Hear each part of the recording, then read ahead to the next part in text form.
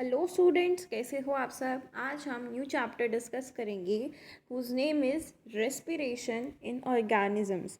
इसमें हम स्टडी करेंगे कि रेस्पिरेशन ऑर्गेनिजम्स के अंदर कैसे होता है, कैसा प्रोसीजर है, इन सब के बारे में डिस्कस करेंगे। Different organisms have different types of respiration processes and we will discuss all about this in this chapter. So without wasting a further adieu, let's get into the video.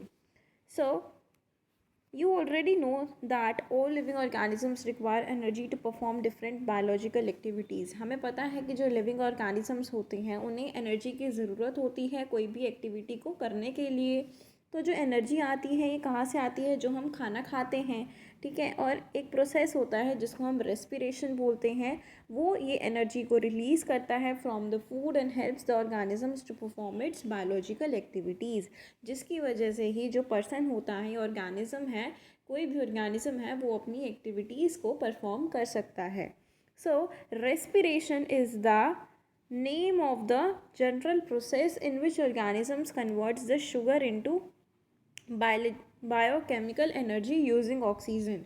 सो एक ऐसा process है जिसमें organisms क्या करते हैं, sugars को convert कर देते हैं एक एनर्जी के अंदर using the oxygen. And the process occurs in all organisms including animals, plants, fungi and bacteria. ये कुछ डिफरेंट ऑर्गेनिजम्स के नेम्स हम यहाँ पे देख सकते हैं। And during respiration energy is produced. तो जब भी रेस्पिरेशन का प्रोसेस होता है तब उसमें एनर्जी प्रोड्यूस होती है और ये एनर्जी डिफरेंट प्रोसेसेस में यूज़ की जाती है जो हमारी लाइफ के अंदर जो भी रिक्वायरमेंट्स हैं, जो भी एक्टिविटीज़ हमारी बॉडी के लिए, हमारी लाइफ के लिए सुटेबल है, नेसेसरी हैं, उनको परफॉर्म करने में हेल्प करता है। In addition to producing energy, respiration also produces carbon dioxide and water as waste products.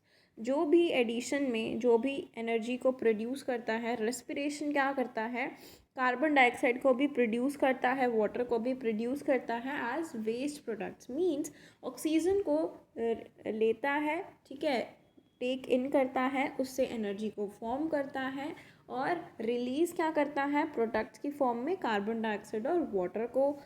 Respiration involves an exchange of gases. Oxygen is used in the body and carbon dioxide is released from the lungs. मैंने अभी आपको बताया कि जो oxygen है वो हमारी body के अंदर टेकन होता है, जिसको हम एक्सचेंज ऑफ गैसेस में यूज़ करते हैं। ऑक्सीजन हमारी बॉडी के अंदर जाता है और कार्बन डाइऑक्साइड हमारी लंग्स के थ्रू बाहर आ जाता है। In plants the processes of respiration as well as photosynthesis occur simultaneously during the day. जो भी रेस्पिरेशन होती है प्रोसेस, वो प्लांट्स के अंदर फोटोसिंथेसिस और रेस्पिरेशन दोनों एक साथ चलती रहती हैं। साइमल्टेनियसली मतलब एक साथ चलना। Plants take in oxygen and carbon dioxide respectively for these two processes. तो प्लांट्स भी इन दोनों चीज़ों को लेते हैं ताकि वो अपने आगे के दो प्रोसेसेस कंप्लीट कर सकें। However photosynthesis does not occur in the absence of light. जो फोटोसिंथेसिस होता है वो सनलाइट की प्रेजेंस में होता है, लेकिन नाइट में क्या होता है, नाइट में सिर्फ रेस्पिरेशन होता है प्लांट्स के अंदर। This means that during night oxygen is taken in and carbon dioxide is released by the plants. तो इसका मतलब ये है कि नाइट के टाइम पे ऑक्सीजन प्लांट्स के अंदर जाती है और कार्बन डाइऑक्साइड फिर रिलीज़ होके आ जाती है प्लांट्स के through. So oxygen reaches all the cells of the body when we breathe. जब भी हम ब्रीथ करते हैं तो ऑक्सीजन हमारे सारे सेल्स के अंदर पहुंच जाती है। And the body cells oxygen combines with the absorb food with the help of enzymes. तो बॉडी सेल्स के अंदर ऑक्सीजन हमारे एब्जॉर्ब फूड के साथ मिलती है with the help of the enzymes. As a result energy and carbon dioxide are produced, जिसकी help से हमें एनर्जी और कार्बन डाइऑक्साइड प्रोड्यूस की जाती है। This process that releases energy in the cells is known as cellular respiration. जो ये process है जो एनर्जी को रिलीज़ करता है हर एक सेल्स के अंदर, पर्टिकुलर सेल्स के अंदर, वो कौन सा रेस्पिरेशन होगा, cellular respiration. That is known as cellular respiration. Cellular respiration is the process in which cells produce the energy they need to stay alive. एक ऐसा प्रोसेस होता है जिसके अंदर सेल्स अपने आप को ज़िंदा रखने के लिए, अपने आप को वर्किंग स्टेट में रखने के लिए एनर्जी को प्रोड्यूस करते हैं। During cellular respiration cells use oxygen to break down the sugar to produce energy. Cellular respiration के टाइम पे क्या होता है, सेल्स ऑक्सीजन को यूज़ करते हैं और उसको ब्रेक डाउन करते हैं ग्लूकोज की फॉर्म में, ताकि जो एनर्जी है वो फॉर्म हो सके। And the body gets its usable energy for various life processes through the processes of breathing and cellular respiration.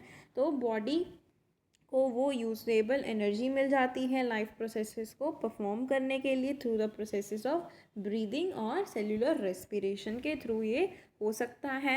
Do you know we breathe about 5,000 times every day. हम पूरे दिन में 5,000 टाइम ब्रीथ करते हैं। The lungs on the left side of our body is slightly smaller than the lungs on the right side. जो हमारा lung left side में present होता है वो स्लाइटली स्मॉल होता है जो राइट साइड में प्रेजेंट होता है, क्योंकि जो एक्स्ट्रा स्पेस होता है लेफ्ट साइड में leave space for the heart to work efficiently without being obstructed by the surrounding organs. क्योंकि वहाँ पे हार्ट भी प्रेजेंट होता है लेफ्ट साइड में, तो हार्ट को भी जगह चाहिए होती है एफिशिएंटली वर्क करने के लिए। So that's why the left side lung is smaller than the right side one. Next type है हमारा टाइप्स ऑफ रेस्पिरेशन। अब हम पढ़ेंगे टाइप्स ऑफ रेस्पिरेशन के कितने टाइप्स होते हैं। सो बेसिकली यहाँ पे 2 टाइप्स होते हैं रेस्पिरेशन के। First is aerobic respiration and second one is anaerobic respiration. As a name suggest that aerobic respiration, aerobic जिसमें ऑक्सीजन प्रेजेंट होगा, और एनारोबिक जिसमें एन आ गया मीन्स नॉट आएगा उसमें, that is oxygen is not present in it. ठीक है, तो हम इसको पढ़ते हैं। Aerobic respiration is the release of energy from glucose in the presence of oxygen. ठीक है, एनर्जी का रिलीज हो रहा है ग्लूकोज से इन the presence of oxygen. And strictly speaking aerobic means in air. Means aerobic का क्या मतलब होता है, जो एयर के अंदर है। However it is the oxygen in the air which is necessary for aerobic respiration. तो ऑक्सीजन कहाँ प्रेजेंट होती है, एयर के अंदर। तो ऑक्सीजन रिक्वायर्ड है मीन्स एयर रिक्वायर्ड है, तो एयर रिक्वायर्ड है which is necessary for this type of respiration.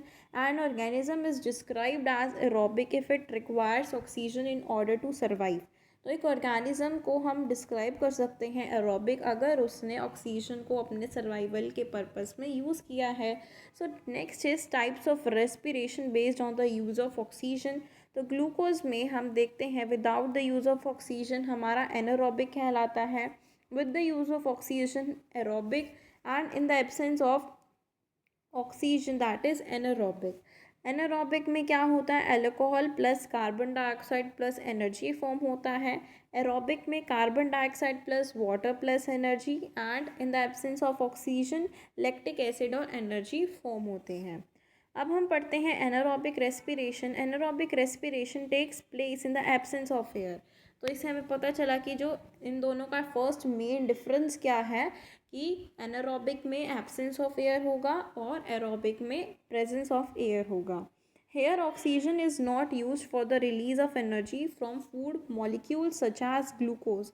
इसमें ऑक्सीजन यूज़ नहीं किया जाता एनर्जी को रिलीज़ करने के लिए, जैसे कि glucose. An organism is described as an anaerobic organism when it does not require oxygen to produce energy। तो वो organism कैसा होगा, anaerobic organism होगा, क्योंकि उसमें ऑक्सीजन का यूज़ नहीं किया है। Anaerobic respiration that takes place in yeast is put to commercial use for the production of alcoholic beverages। जो एनारोबिक रेस्पिरेशन होता है वो ईस्ट के अंदर भी यूज़ किया जाता है, जिससे कमर्शियल यूज़ किया जाता है एल्कोहलिक बेवरेजेस की प्रोडक्शन के लिए। एल्कोहलिक बेवरेजेस क्या होते हैं वो आप सबको पता है, ठीक है। It is also useful for making breads. ये ब्रेड्स को बनाने के लिए, उनको फर्मेंट करने के लिए, इडली डोसा बैटर जो होता है उसको फर्मेंट करने के लिए यूज़ किया जाता है। इस type of anaerobic respiration is known as fermentation. तो इसको हम क्या बोलते हैं, फर्मेंटेशन बोलते हैं। So another type of anaerobic respiration can takes place in human muscle cells when enough oxygen is not available. तो जब ऑक्सीजन हमें एनफ नहीं मिल पाती तो एनारोबिक रेस्पिरेशन भी हमारी ह्यूमन मसल सेल्स के अंदर परफॉर्म किया जाता है। अब हम देखते हैं next activity that is to show anaerobic respiration in yeast. So आपको क्या करना है, कॉनिकल फ्लास्क लेनी है, उसके अंदर कुछ ल्यूकवार्म वाटर डालना है, जिसमें शुगर डालना है 1 teaspoon, and add few granules of dry yeast to this solution. आपने उसके अंदर ड्राई ईस्ट डाल दी, फिर इस कॉनिकल फ्लास्क को सील कर देना है एक कॉर्क लगा के और उसको रूम टेम्परेचर के ऊपर रख देना है 3 से 4 दिन के लिए, ठीक है। फिर आप क्या देखोगे कि जो बबल्स हैं वो ऑब्जर्व होंगे सॉल्यूशन के अंदर, that move up to the surface to form a froth, जिससे ऊपर झाग झाग से एक फ्रॉथ सा बनना शुरू हो जाएगा, foam type. And alcoholic smell comes from the flask when you remove the cork, तो आपको एक अल्कोहलिक सी स्मेल आएगी जब आप कॉर्क को खोलोगे। And if a lighted match stick is brought close to the mouth of the flask, it will get extinguish, showing that gas present in the flask is carbon dioxide. तो जब आप उसको खोलोगे और उसके पास आप मैच स्टिक को लाइट अप करोगे, तो आप देखोगे कि वो जो मैच स्टिक होगी इट विल बर्न, एंड जिससे हमें पता चलेगा कि जो कार्बन डाइऑक्साइड गैस है उस फ्लास्क के अंदर प्रेजेंट है। And the yeast spores introduce in the flask have multiplied and are respiring anaerobically, तो ईस्ट थी वो एनारोबिकली रिस्पायर कर रही थी, ठीक है। नेक्स्ट है, do you no anaerobic respiration is useful in making the alcoholic beverages and bakery items like bread and cakes. In plants, yeast and bacteria anaerobic respiration results in the production of alcohol and carbon dioxide। और इस process को जो ये brewing और baking industries के अंदर useful होता है, इसको हम फर्मेंटेशन बोलते हैं। So why do we get muscle cramps after heavy physical exercises? Human muscles can respire anaerobically, जो ह्यूमन मसल्स होती हैं वो एनारोबिकली भी रिस्पायर कर सकती हैं, जैसे कि lactic acid is produce during this process and accumulates in the muscles. During this process जो लैक्टिक एसिड होता है वो प्रोड्यूस होता है और वो हमारी मसल के अंदर जाके एक्यूमुलेट हो जाता है, जिसकी वजह से क्या होता है, मसल्स के अंदर वर्किंग करने की कैपेसिटी नहीं होती for long purpose, and they get fatigued after some time causing muscle cramp, जिसकी वजह से हम थकान महसूस करते हैं after some time. Anaerobic respiration in humans is less efficient than aerobic respiration for releasing the energy. जो एनारोबिक रेस्पिरेशन है वो लेस एफिशिएंट है, ना कि एरोबिक रेस्पिरेशन ज़्यादा होता है। And this explains why humans can run faster in a short distance race sprint than over long distances, जिससे हमें पता चलता है कि जो ह्यूमंस हैं वो शॉर्ट डिस्टेंस ही कवर करते हैं अच्छे से, लॉन्ग डिस्टेंस फास्ट रन नहीं कर सकते। So when an athlete stops after a sprint, he or she was to breathe faster and deeper for some time to feel normal once again, and this is to take in extra oxygen in order to break down the accumulated lactic acid on top of the normal breakdown of sugar that is part of aerobic respiration, and the body thus pays back the oxygen debt built up during the sprint। तो इससे क्या होता है, जब भी जो athlete होता है वो भाग के आता है, रन करके आता है, तो उसे नॉर्मल होने के लिए ब्रीथ ज़्यादा करना पड़ता है, डीप ब्रीदिंग करनी पड़ती है, ताकि जो एक्स्ट्रा ऑक्सीजन है वो उसके अंदर जा सके और लैक्टिक एसिड को एक्यूमुलेट कर सके on top of the normal break down of sugar that is part of the aerobic respiration. और जो बॉडी है वो ऑक्सीजन का जो कमी हुई थी वो उसको बिल्टअप कर सके। नेक्स्ट एक्टिविटी है to show that respiration produces heat energy. इसे हमें पता चलेगा कि जो रेस्पिरेशन है वो हीट एनर्जी को प्रोड्यूस करता है। Soak some gram seeds in water overnight, आपने ग्राम सीड्स को सोक करके रख दिया वाटर में overnight, and allow them to germinate on moist cotton for 3 to 4 days। फिर आप क्या करोगे, deactivate half of the seeds by placing them in boiling water for 2 to 3 minutes। फिर आपने थोड़े से सीड्स लिए और उनको बॉइलिंग वाटर में रख दिया, and place the live germinating seeds in one flask experimental and the dead seeds in another control flask.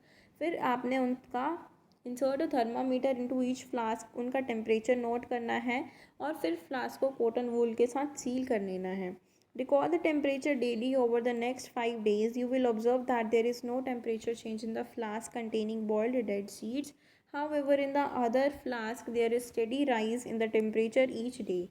We thus find that only the living and respiring seeds cause a rise in temperature. We can therefore conclude that respiration produces heat.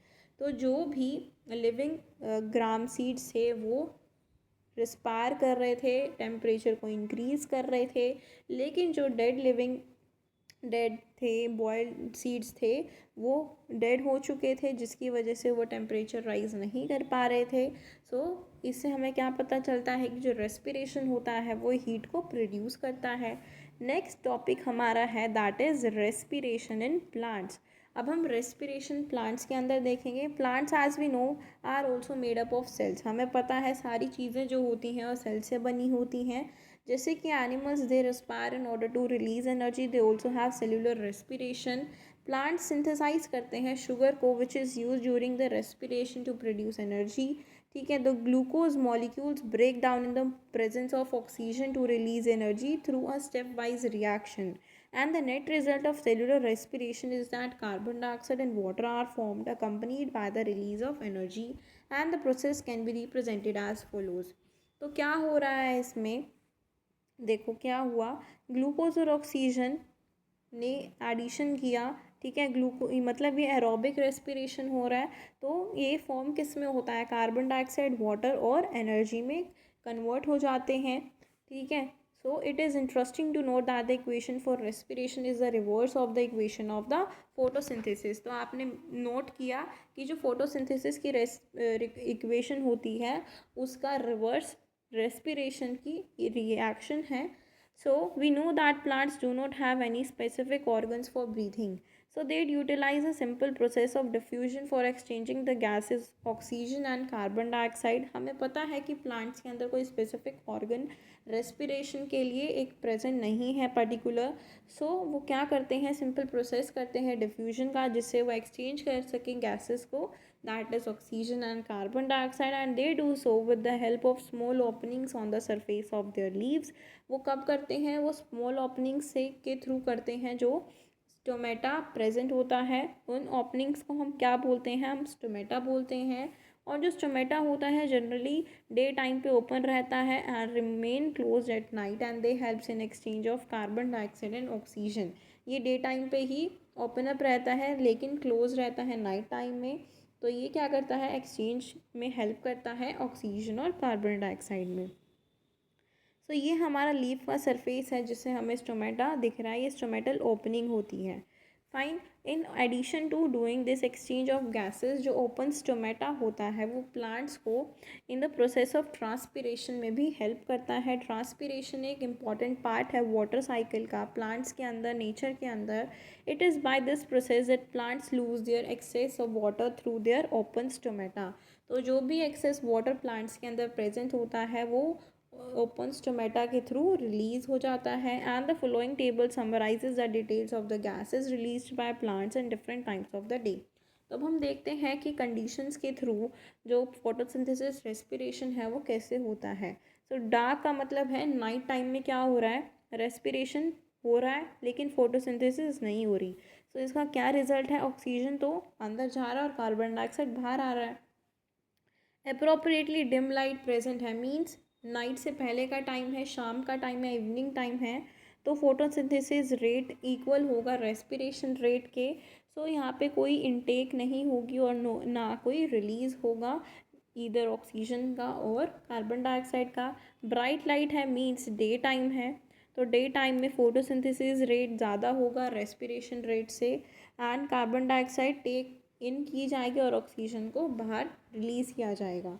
ठीक है, अब आया आपको समझ में कि जो respiration है वो रात के टाइम पे एक्टिव रहता है और फोटोसिंथेसिस डे टाइम पे एक्टिव रहता है। Besides stomata some other parts of the plants like woody branches जो मेड होते हैं dead cells on the surface and half pores जिसको हम लेंटिसेल्स बोलते हैं, वो भी अंडरलाइंग सेल्स में यूजफुल होते हैं to exchange the gases during the respiration. The cells in the roots of the plants also need oxygen to survive। जो सेल्स रूट्स के अंदर प्लांट्स के अंदर प्रेजेंट होते हैं वो भी ऑक्सीजन रिक्वायर्ड होती है उनके अंदर ताकि वो सर्वाइव कर सकें। ताकि तो क्या करते हैं, they take in the air from the air spaces present between the soil particles, and a plant can therefore die if over water. अगर हम किसी भी प्लांट में ओवर वाटरिंग कर देते हैं तो वो प्लांट डेड भी हो जाता है। तो ये क्यों होता है, क्योंकि जो एयर स्पेसेस होते हैं सॉइल के अंदर वो ऑक्यूपाई कर लेता है water, and this prevents the plant roots from taking in air that they need. तो जिसकी वजह से वो ब्रीदिंग नहीं कर पाते, ऑक्सीजन को टेक इन नहीं कर सकते। ठीक है, तो इसकी वजह से वो जो प्लांट्स होते हैं वो डेड हो जाते हैं। नेक्स्ट टॉपिक है हमारे पास respiration in animals. So in small animals the exchange of gases takes place by diffusion through their overall body surface. तो स्मॉल एनिमल्स के अंदर जो एक्सचेंज ऑफ गैसेस होता है वो डिफ्यूजन की वजह से होता है, क्योंकि जो ओवरऑल बॉडी सरफेस है उसकी हेल्प से किया जाता है. और लार्ज एनिमल्स में ऑर्गन्स प्रेजेंट होते हैं जो ऑक्सीजन को लेके आते हैं एयर से inside the body, so that cellular respiration can takes place easily. So small organisms जैसे कि अमीबा, हाइड्रा ऑक्सीजन एंटर करती है और कार्बन डाइऑक्साइड बाहर चली जाती है through the simple process of diffusion. ठीक है. और earthworms, leech, skin is the organ for exchange of gases. इन दो ऑर्गेनिजम्स के अंदर स्किन से होता है. It is smooth, moist and richly supplied with blood. ठीक है. In fish, prawns and crabs respiratory organs जो होते हैं वो गिल्स होते हैं. Oxygen rich water enters through the mouth and oxygen deficient water leaves through the gills. तो oxygen rich water mouth के थ्रू एंटर किया जाता है और जिसमें ऑक्सीजन प्रेजेंट नहीं होता वो गिल्स के थ्रू लीव किया जाता है. Insects have a network of branch tubes trachea for respiration. Insects के पास ट्रैकिया प्रेजेंट होता है रेस्पायर करने के लिए. And these trachea open on the surface of their bodies through pores. तो ये ट्रैकिया सरफेस के ऊपर, बॉडीज़ के ऊपर प्रेजेंट होते हैं. And some animals have very well developed spongy organs जिसको हम बोलते हैं लंग्स एंड फॉर रेस्पिरेशन.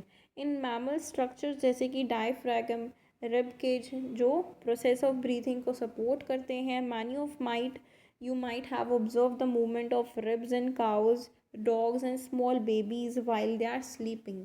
तो हमने कभी देखा है कि मूवमेंट होती है रिब्स की, काउज, डॉग्स और स्मॉल बेबीज़ की जब वो सो रहे होते हैं. So do you know fishes breathe by drinking water. A pressurized gulp of water flows in from the mouth into the gill chamber on each side of the head. तो fishes कैसे breathe करते हैं, वो पानी पीते हैं तब उसके अंदर जो ऑक्सीजन प्रेजेंट होता है उससे वो ब्रीथ करते हैं और वो पानी गिल्स के अंदर जाता है. फिर gills located in the Gill क्लेफ्ट्स within the gill chambers consist of fleshy sheet like filaments transected by extensions called lamellae.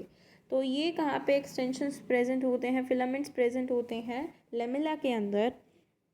Water यहाँ से मूव करता है, फिर इसके अंदर जाता है, फिर ये गिल फिलामेंट्स के अंदर है water.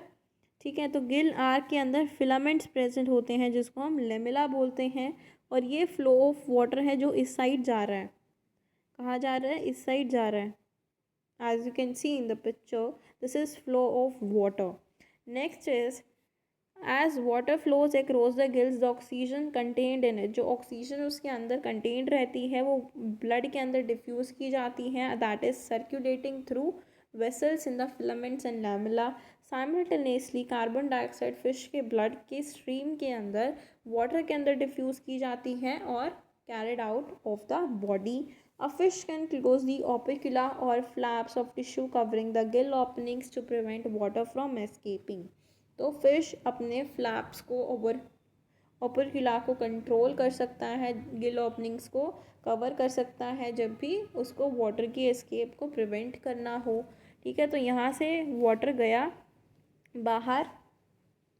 As you can see यहाँ से ऑक्सीजन पुअर ब्लड जो होता है वो फ्लो कर जाता है और बाद में ऑक्सीजन रिच ब्लड अंदर होता है और फ्लो ऑफ वाटर के थ्रू, लेमिला के थ्रू वो बाहर चला जाता है.